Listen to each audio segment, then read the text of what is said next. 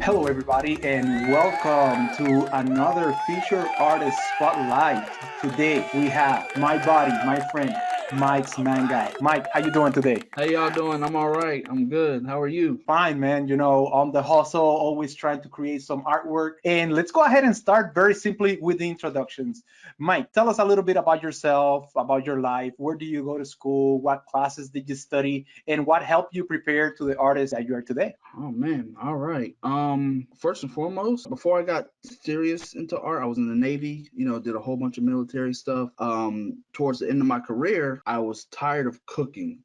So I was just like, I got to find something new. I remember I loved to draw back in the day, and so I was like, hey, let me pick this up again. So I started doing it before I got out the Navy. Fell in love with it again, and so I was like, all right, well, hey, I got my means, I got everything I need. Let me sign up for an art school. As I got out the Navy, I signed up for Art Institute. And since my family is here in Virginia Beach, they had one. It was real easy after that. Attended that for a couple of years. A lot of my classes that I felt like I excelled more in were obviously illustration and drawing and stuff like that. When it came to the 3D stuff, I had a hard time. Did not like it, did not click with me, was not about it. But illustration, comic book making, even some sculpting was really good too. That helped me out a lot, and I really enjoyed that. We focus on 2D art throughout your school. Definitely 2D art. Definitely 2D art.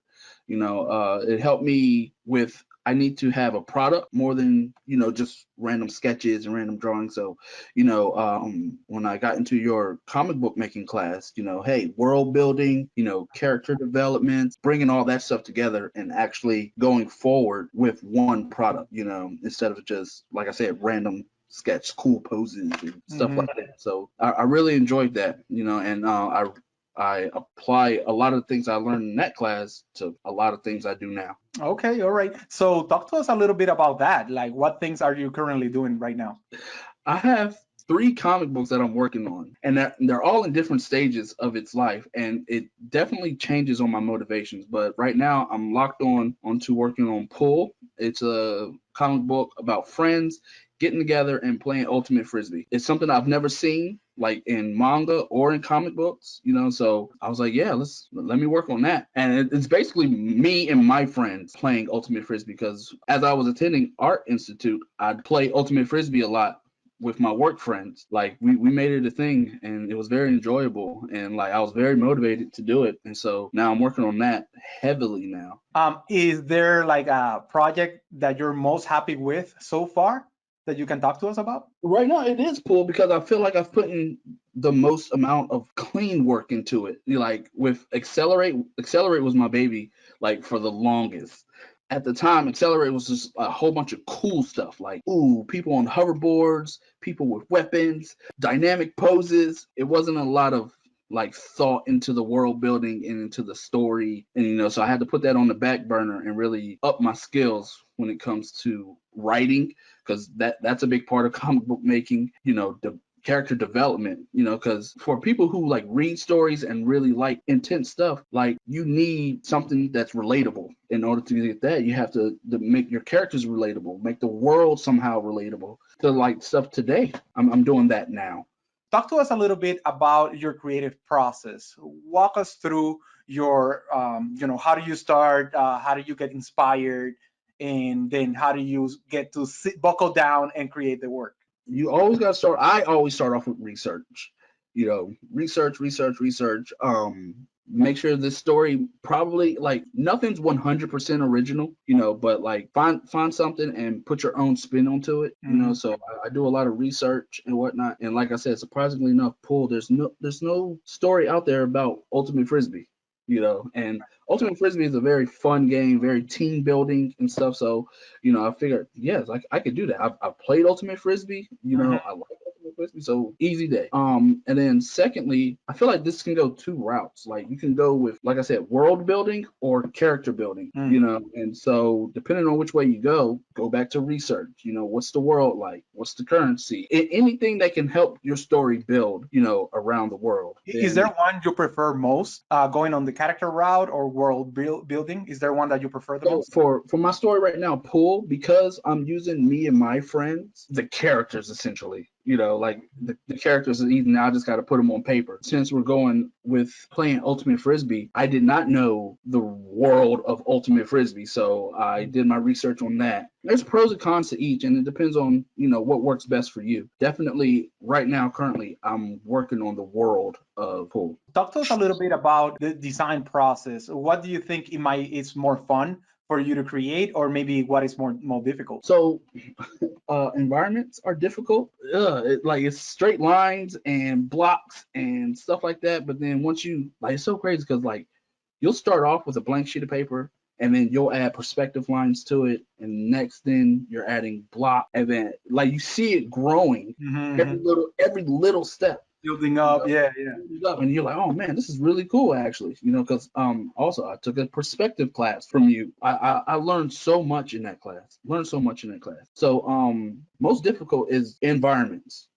Trying to get the perspective right, trying to make everything look like it lives in a 3D space or is drawn in a space. Definitely the most fun part is characters. It's like a fashion show. When you're designing characters.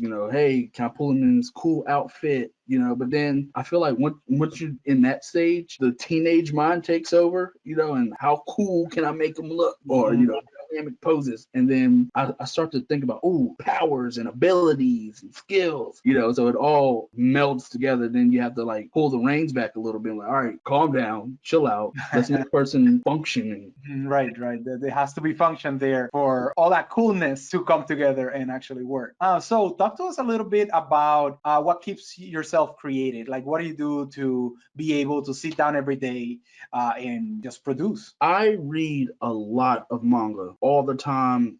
Manga is my area of expertise. I could talk about manga all day. I have manga on my desk, and these are my motivations. Which one is your favorite? Bleach. Okay, yes. TK Kubo. Mm-hmm. Very, very good. Very stylistic art style. The way his paneling is good. To me, everything that Bleach is so good. Overall, it's a very good read. I read manga more than I watch anime. So back before I got out the military, it was just all about drawing cool poses and Dragon Ball Z. Everybody knows Dragon Ball Z. Right, yes. All the cool stuff that people draw when it comes to Dragon Ball Z. And I was like, yo, I want to be able to do that. I want to be able to draw a big poster with Goku shooting a Kamehameha wave, and I want to be able to do it clean. I want to make it look nice. One thing led to another. Now I want to write stories. And now I want to write stories with my own characters, and I want to put out my own artwork, and I don't want to draw the cool Goku poster anymore. I want to make my own stories. Mm-hmm. Okay. Were you at some point maybe nervous of becoming an artist, or did you just jump in? All the time. No, all the time. Even now, because you look at your art and then you try not to compare it to other people's art, and it's hard. But I watch a lot of motivational stuff, and I have a lot of people talk to me, and it's a lot of help having others who also do art around you, because they can give you critiques, constructive criticism, right, and stuff, and it really helps out. With my family, my family's always like, "Oh man, that's really cool. That's really cool. That's really cool. That's really cool." And that's all I ever hear. When I have my artist friends or mentors or instructors around me is, hey, this is what you did right. This is what you could work on. Let's see how far you can push this. Mm-hmm. And that helps tremendously more. It's nice to get those compliments, but if you're trying to be better and if you're trying to go for the goal, it's much better to have those people around. And actually that leads perfectly to my last question, or not my last, but one of my last. What words of wisdom could you give to maybe somebody that is aspiring to be an artist who might be starting right now? What tips could you give to them? One, it's never too late to start. I'm in my 30s, getting slightly deep into it now, and I feel good about it. So never be scared to, am I too old or anything like that. Definitely get into it now. Secondly, if you had to start somewhere and you really want to get better fast, perspective and form, work on those two things, everything else will come naturally. Then you're good to go. And just be scared, but do it, dive in, get it done, make mistakes. That's the thing. That's how you learn. Yeah, but being scared is part of the ride, so might as well just take it head on and Exactly. go for it. I love it. Yeah. And I think that's so important when we are first starting. We tend to have that anxiety of, oh, what if I'm not good enough? But Yeah. here's the truth: you'll never be good enough ever. It doesn't matter at what point you're at, like you mentioned. It doesn't matter your age, as long as you're going at it constantly, stretching out and getting out of that comfort zone, you'll become the artist that you want to be, and you're competing only with yourself. All right, Myke, thank you so much for your time. Very last thing, please give us how we can contact you if we have questions. Where you at in social media? Go ahead. Okay. You can follow me on Mike's Manga on Instagram. Mykes Manga, Manga. And on Twitter, it's just reverse, Manga Mike. I'm not much on Twitter, but you can still give me a follow and still look me up there. All my art is posted up there, and yeah, that's it. Myke, again, thank you very much for your time. We really appreciate it. You guys know where to find him. You guys know how to contact Myke now, so he's there available to you. Talk a little bit about your commissions and what you're doing on the Instagram. So on Instagram, my commissions are very a flat rate.